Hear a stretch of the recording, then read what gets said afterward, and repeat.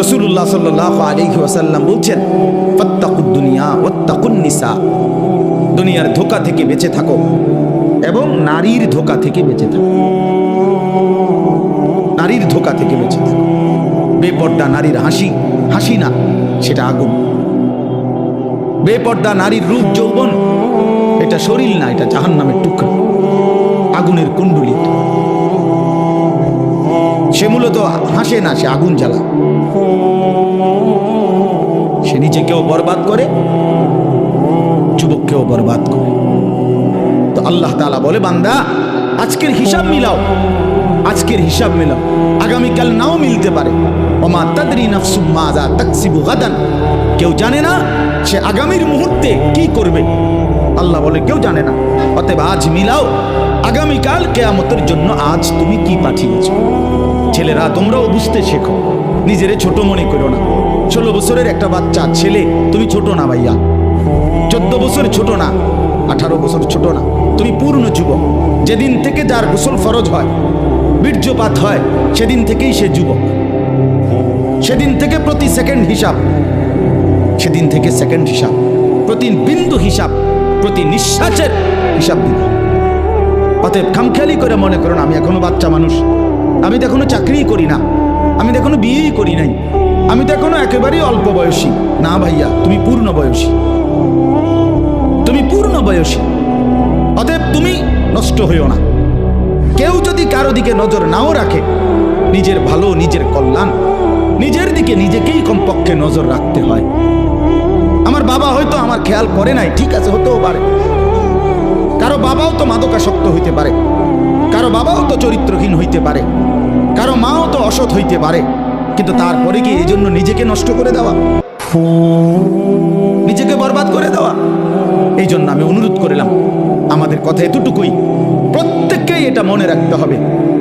আমরা হাসলেও মরে যাব, কাঁদলেও মরে যাব, আমরা সুখেও মরে যাব, দুঃখেও মরে যাব।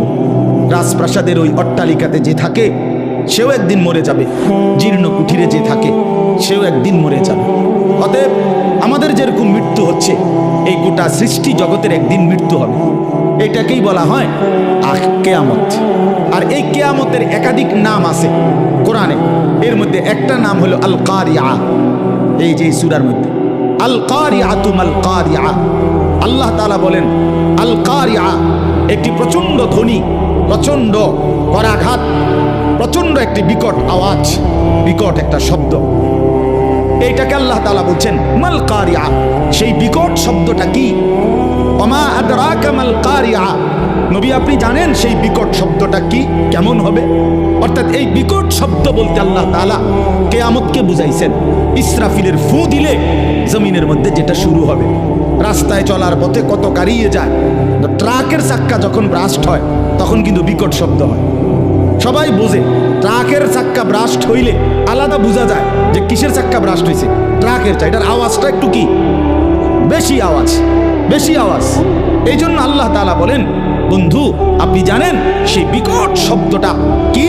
সেটাই কিয়ামত, সেটাই ইসরাফিলের ফু। একদিন ইসরাফিল ফু দিবে, আর গোটা পৃথিবীর মধ্যে ভূমিকম্প শুরু হবে, আর গোটা সৃষ্টি জগৎ একসাথে ভাঙতে শুরু করবে। ভাইবা দেখেন, এক মুহূর্তে ভেবে দেখেন, এই প্যান্ডেলের সবগুলো লাইট ভাঙতেছে, খুঁটিগুলো ঠাস ঠাস করে পড়ে যাচ্ছে, স্টেজটা ভাঙ্গা পড়ে গেছে, প্যান্ডেলের কাপড়গুলো তছনছ করে ছিঁড়ে গেছে। তখন কি পরিমাণ একটা ভয়ানক পরিস্থিতি হবে এটা একটু ভাবেন। আর এবার ভাবেন, সাত আসমান চুরচুর করে ভেঙে যাচ্ছে, কোটি কোটি কোটি কোটি তারকারাজি খসে খসে পড়ছে, সাগর নদীর পানিগুলো টকবগে উথরাইতেছে, পাহাড়গুলো তুলার মতো উঠতেছে, মাটিগুলো রেজা রেজা পাউডার পাউডার হয়ে গেছে, গোটা কায়নাত ভাঙচুর চলছে। কি হবে তখন? إذا السماء انفطرت وإذا الكواكب انتصرت وإذا البحار فجرت إذا السماء انشقت وأذنت لربها وحقت إذا الشمس كورت وإذا الكواكب انتصرت। এভাবে বারবার আল্লাহ বলছে, বান্দা গোটা জমিন ভেঙে যাবে, আসমান ভেঙে যাবে, পাহাড় উড়ে যাবে, পানি উড়ে যাবে, গোটা সৃষ্টি তছনছ হয়ে যাবে।